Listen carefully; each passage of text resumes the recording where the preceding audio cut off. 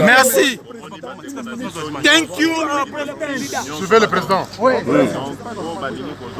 Rigo. C'est pas Zemani. C'est pas bon, c'est mon tout. Alors, Hollanda, mais ils ont dit banda, tous ont debout.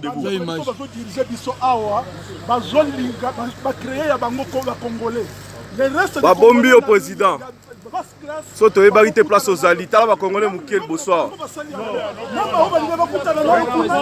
Tous en sengoté, tous siliki makasi président.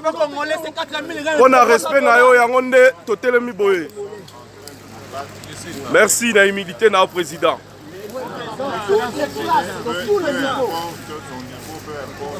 Photo solo la bien président. Ya Vanda. Ah Nzambe. Bonjour à tous les amis de l'émission de l'Église, le pasteur Salomon Kaninga Loussel, l'aumônier de la diaspora congolaise.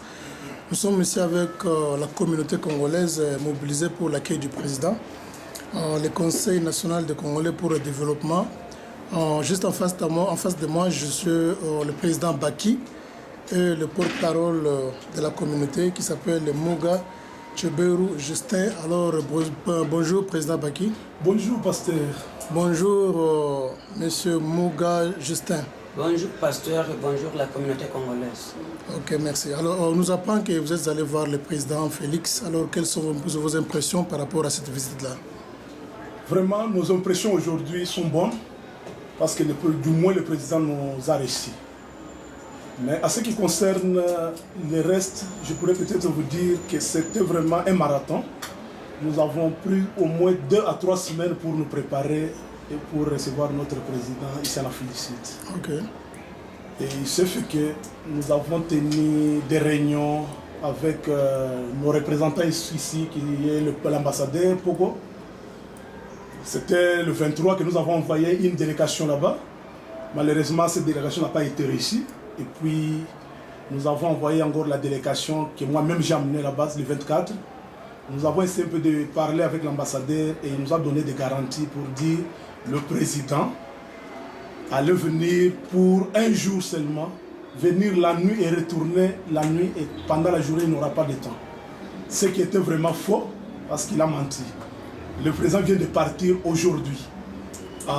C'était vers 13h, 14h qu'il a quitté Otaklouf, là où il était logé. Et du moins, pour son patriotisme, quand il a vu des Congolais que nous étions, qui étaient dehors, il a préféré nous rencontrer. Et c'est comme ça qu'il a descendu, il est venu, il a pris au moins quelques minutes avec nous. Nous lui avons suggéré, nos revendications et il nous a bien répondu. Donc voilà un peu l'impression que nous avons. Et les Congolais en général pour le moment sont satisfaits par rapport à ces gestes-là. Mais ce que je peux encore relever sur cet accueil, c'est que son protocole, y compris l'ambassadeur, n'ont pas fait un bon travail. Comment ça? De la manière dont ils ont empêché tous les Congolais de les rencontrer. L'ambassadeur, qu'est-ce que nous avons constaté? Il avait préparé son propre communauté congolaise, qui est fictive, pour que cette communauté la rencontre le président au détriment de la majorité des Congolais. Qu'est-ce que monsieur l'ambassadeur, je m'excuse, qu'est-ce que monsieur l'ambassadeur a gagné là-dessus pour empêcher la communauté de rencontrer le président? Voilà, je pense que non, c'est une très bonne question que je vais essayer de répondre. Monsieur l'ambassadeur a toujours fait ce travail depuis qu'il est en Afrique du Sud, il y a maintenant 21 ans.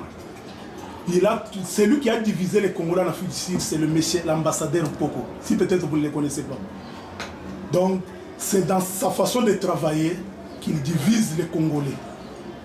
Donc, ce n'est pas quelque chose de nouveau pour nous. Ok, merci de sa façon de travailler qui divise les Congolais. Alors, nous allons passer à la deuxième question. Quel est le message fort que vous avez lancé au président dès que vous l'avez rencontré aujourd'hui à Otaklouf? Le message de la communauté que vous avez lancé au président. Merci. Qu'est-ce que vous avez lancé comme message? Merci beaucoup, monsieur pasteur.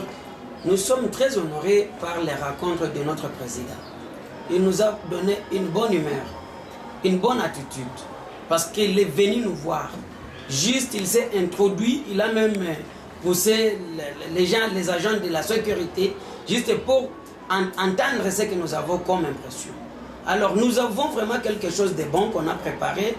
La communauté congolaise a des investisseurs derrière nous.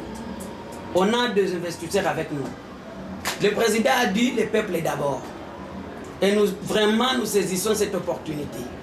Les investisseurs sud-africains, nous avons une classe là qui nous donne de bons conseils, comment est-ce qu'on peut vraiment rencontrer les conditions pour que le Congo soit développé. Nous sommes derrière le développement et aussi la vision de notre président. C'est bien embrassé par la communauté congolaise. Quelle était la réaction du président par rapport à votre message du jour?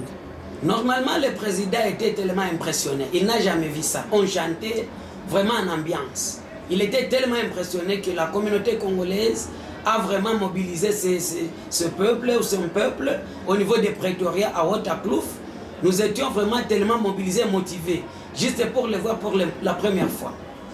Alors le message que le président a lancé, quant à lui, quel est le message qu'il a lancé à la communauté congolaise comme un petit conseil? Je n'oublierai jamais de dire que non, vraiment, il était en train de sourire. Il a dit, mes chers compatriotes, camarades, mon peuple, je serai avec vous au mois de juillet. Je reviendrai et vous me direz tout ce qu'il y a à me dire. Ok, donc si je comprends bien, il avait un objectif, mais il y a encore un voyage qu'il prépare le mois de juillet, je vous dis un juillet. Mois de juillet. Mois de juillet, il va encore revenir ici, comme ça vous aurez tout le temps de parler avec lui ensemble. Alors il y a encore un dernier mot que vous pouvez lancer à la communauté congolaise qui vous suit partout dans le monde. Voilà, pour ce qui concerne la communauté congolaise, nous demandons à notre communauté qu'elle soit mobilisée. Ce qui se passe dans notre pays n'est pas une affaire de M. Félix Tshisekedi en tant que président de la République lui-même.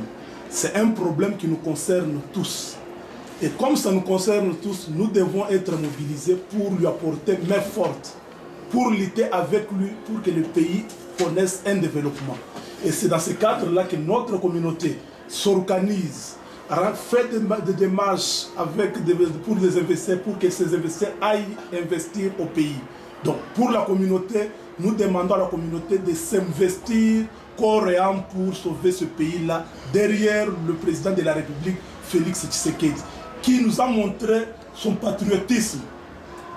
Il n'a pas eu peur de son peuple quand il les a vus, compte tenu de ce qu'on lui disait par la sécurité, mais il est sorti pour nous recevoir et nous parler.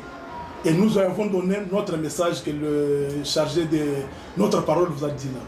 Merci. Donc, je vous remercie, Président Baki, le porte-parole de la communauté congolaise, M. Mouga. Juste, nous allons nous revoir dans l'émission prochaine. Bye bye. Merci beaucoup.